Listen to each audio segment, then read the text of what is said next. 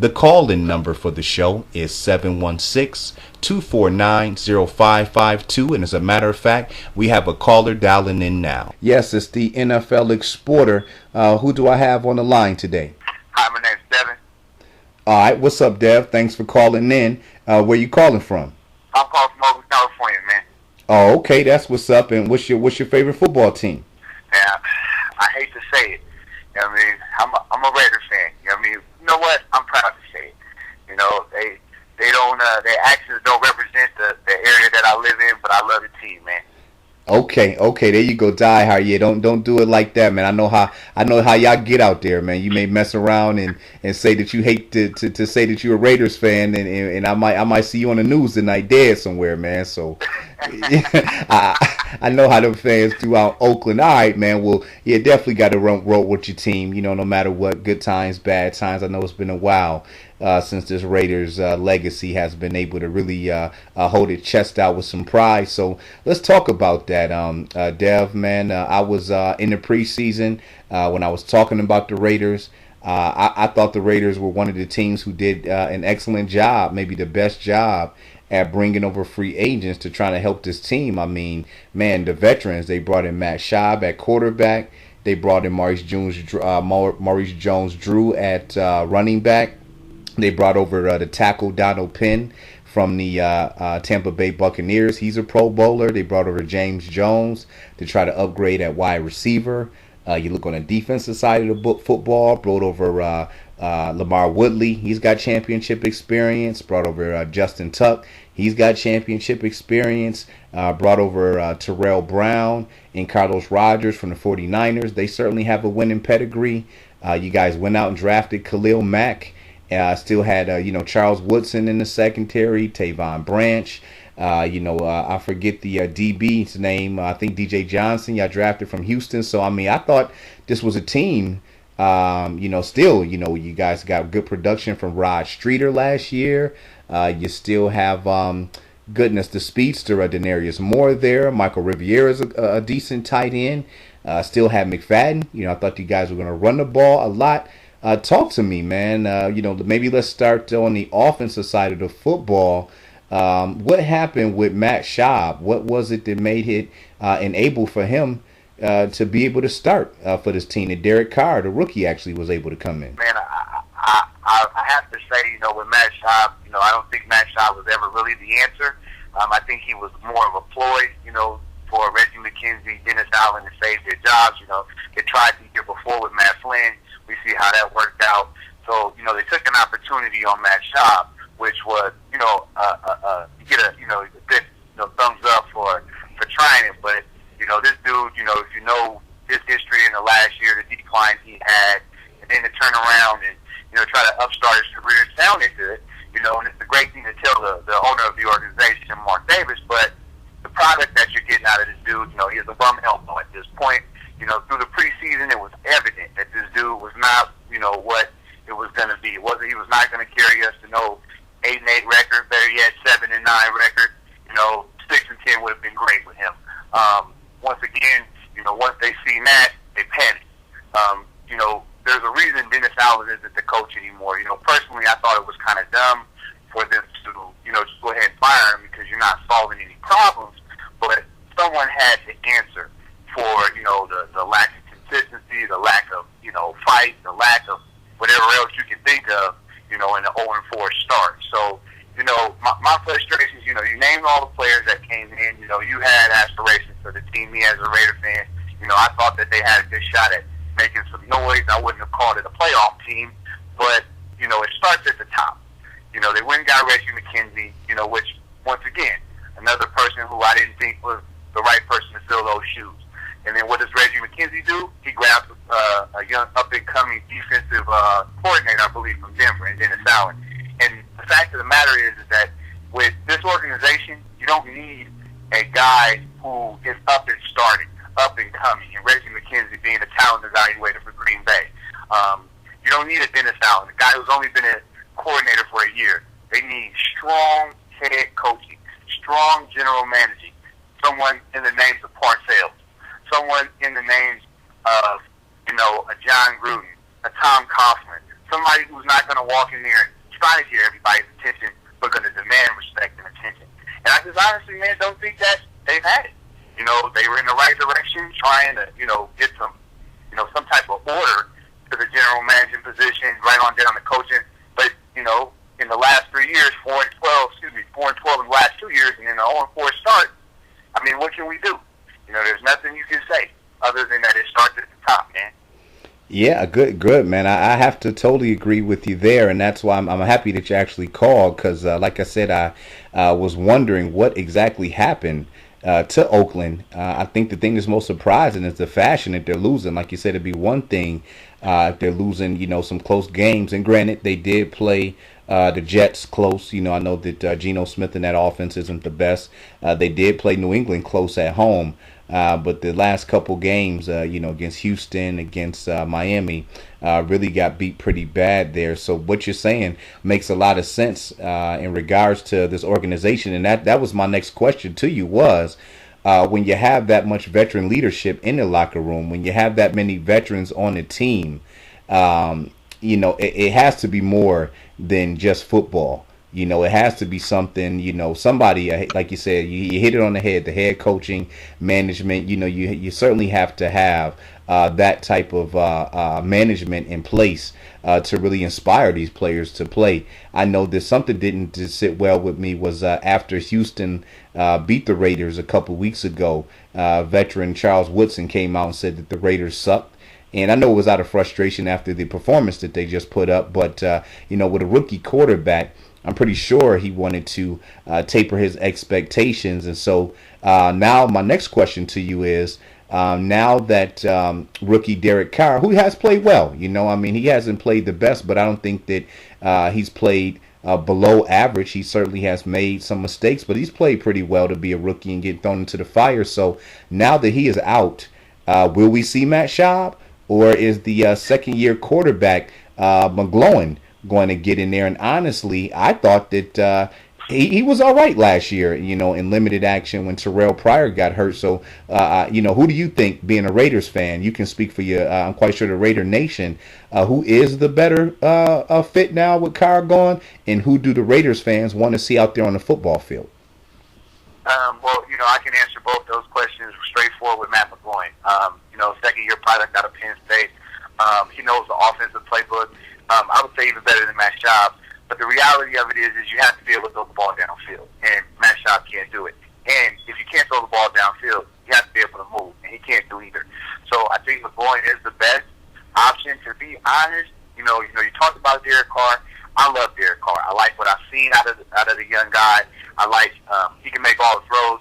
You know, in the 0-4 start, I've seen this dude make several different throws that I don't see rookies make on a regular basis. So, you know, I think that, you know, they got potential in him, you know, with a high ankle sprain, and I believe he also had a sprained MCL. You know, he has to sit down. But McGloin, you know, what he did last year against Dallas, he had a good game, and what I've seen out of him, you know, I think he can, you know, with Sparano at head coach, he'll be able to work a lot more with the guy who's mobile, who can fling the football down the field 25, 30 yards with power. You know, that's Matt Schaub's problem. There's just no velocity on his balls. So, you know, I would go with McGloin, man. I think that's the best bet to, you know, try to salvage the season. You know, as Raider fans, man, you know, we sit and we live with mediocrity. You know, the reality of it is 8-8 for us is good, and that's where we are now. You know, now if he could, you know, ride the ship for the next 12 weeks and somehow turn it into a 6-6 season, you know, I would be happy. You know, and if that's something that they can do, you know, I would say Sparano would have a shot at least being the head coach, you know, but we'll see. Okay, now let's move it over to the running game. That's another area that traditionally, no matter who is in the backfield, Oakland has always been able to run the ball pretty effectively. You have Maurice Jones-Drew. You brought him over from Jacksonville. Here's a guy who we all thought would be kind of motivated. I mean, this guy was one of the top 20 or 30 players in the NFL as recent as 2 or 3 years ago. So, I thought he had a chip on his shoulder, really want to prove people wrong, kind of how we're seeing out of Steve Smith in Baltimore. That really kind of revitalized his career, getting out there with that chip on the shoulder. But Jones-Drew had the hand injury after getting the starting job and really hasn't done much since. And then you have Darren McFadden. Here's a guy who I kind of compare to C.J. Spiller. There was a guy who called in the other day about the Buffalo Bills, and the question I posed to him. I know that McFadden has been in the league maybe a year or two longer, but is this it? For McFadden, is this as good as it gets? Is this a guy who at one time was capable of gaining 12 or 1,300 yards when healthy and really being that guy? I mean, gosh, coming out of Arkansas. Myself, the Raiders fans, that organization was extremely happy because they thought they had a franchise running back. But after battling numerous injuries and it just doesn't seem like it's going to come together. Is this a finished product? And Darren McFadden, are the Raiders going to have to kind of push Jones-Drew and McFadden to the side after the season and yet look for another running back? Yeah, it's sad, man. Watching, the fact of the matter, they can't do anything on offense, but you would have at least thought, like you said, with the addition of Maurice Jones-Drew and then with a healthy McFadden, quote unquote, that they'd be able to run the ball in some capacity. So for me, Maurice Jones-Drew, and you can think of the veterans on the team. You named Justin Tuck, Lamar Woodley. The bar is usually raised when you go to a team like the Patriots. I was talking to a friend of mine. When a team like the Patriots goes and grabs a free agent like a Tuck, a Maurice Jones-Drew, well, the next year he has 8 to 10 sacks on his way back to a Pro Bowl, revitalized career in Justin Tuck. Maurice Jones-Drew rushes for 800 yards, catches 400, 10 touchdowns on the year, just because that's the type of, franchise that it is. Well, the bar is lower when you come to the Raiders. Honestly, it's to get a paycheck. Once again, it starts at the top. If you don't motivate these players to go out and win championships and all you do is talk and you show nothing in practice, in install days and things of that nature, and you're running the same plays and doing the same thing against every team as, going to games I see, lack of motivation is there. With Darren McFadden, I really believe this is the finished product that you have. With the injuries, with the organization itself, with Darren McFadden not being able to stay on the field. If you look it up, you never played a full season ever as a Raider, and that's just you're not going to have any success out of that. And, they signed him to a league minimum this year. I thought, hey, he was a bargain guy, but never somebody who could carry the load at this point. And the lack of talent that you have on the offensive line, no one respects the quarterback at this point. Try to run the ball, but you see what happens. Yeah, I feel you there, man. I feel you there. Now let's turn it over to the defensive side of the football. Again, I mean, at least on paper, I thought this Raiders defense was going to be vastly improved. So when I see teams continuing to put up so many points on them, it kind of confuses me. Like I said, when you have a front seven with guys like Justin Tuck, Lamar Woodley, rookie Khalil Mack, you'll be able to tell me who you guys. I'm not too familiar with the Raiders' middle linebackers right now, or the the other defensive end.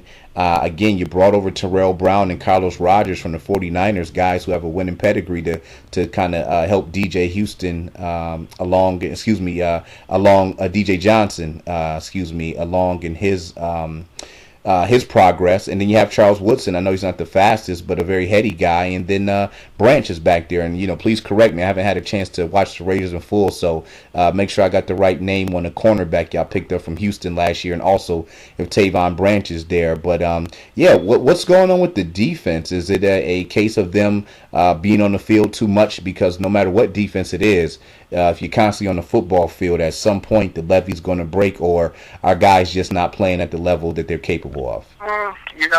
Liz, I think, with the defense, man, you name the additions. Tyvon Branch got hurt. He's out for the year. That hurt big. Then you have Nick Roach, who actually started at middle linebacker, and he got hurt, so he hasn't played. He had concussion. Theo Moore, which is our outside linebacker, on the other side of Khalil Mack, who I really think is going to be a star in the league. He's hurt. So they've had some key positions, some players in key positions go down.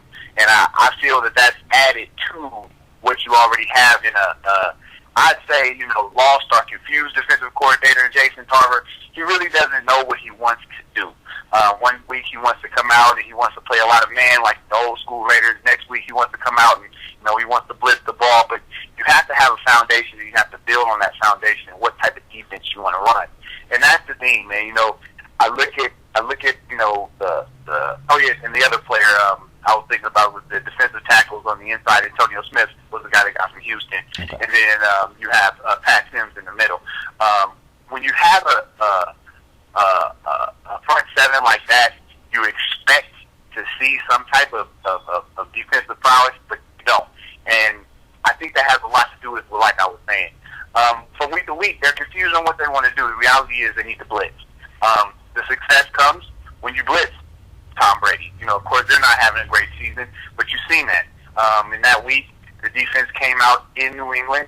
They blitzed him. They rushed him. They got to the quarterback. Same with Geno Smith. Now, he's no one to brag about, but when they got to Geno, you've seen success. Last week in London, they wanted to step back and they wanted to play man-to-man. They played man-to-man, played a little zone, and they got picked apart. And the same thing happened against Houston. They decided to back off blitzing, maybe because they didn't want to engage, your boy, the running back at Houston, his name, but Arian Foster. There we go. If you can't blitz or you can't be consistent in those manners, you're not going to find success. You don't have any identity. Is really what I'm trying to get at on defense. And with the veterans that they have, I really do think by the end of the year they'll calm down, they'll settle that defense. You'll get Nick Roach back in the lineup, Steele Moore back in the lineup with Khalil Mack. You'll also have a defensive line with a little bit more confidence with Willie and Tuck on those sides. So I think the defense will come around, but I think it's going to take some time. But you're hurting my feelings right now as I talk about it. But there's a glimmer of hope there, I think. Okay, I certainly understand, man. I know that definitely not easy, to talk about your team when they're not playing well. Well, one more thing before we get out of here, Devin, and thanks again for calling. Feel free to call in any time. No problem, man.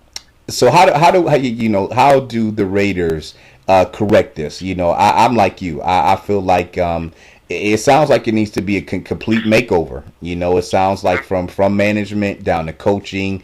At this point, when you look at the age of the Raiders, we talked about how many veterans. So there's some youth, but it's sprinkled out, and it's not a ton of talent. I mean, I certainly like Rod Streeter, Khalil Mack, Derek Carr. Your center Wisnowski, he was a hit, from Penn State a couple years ago.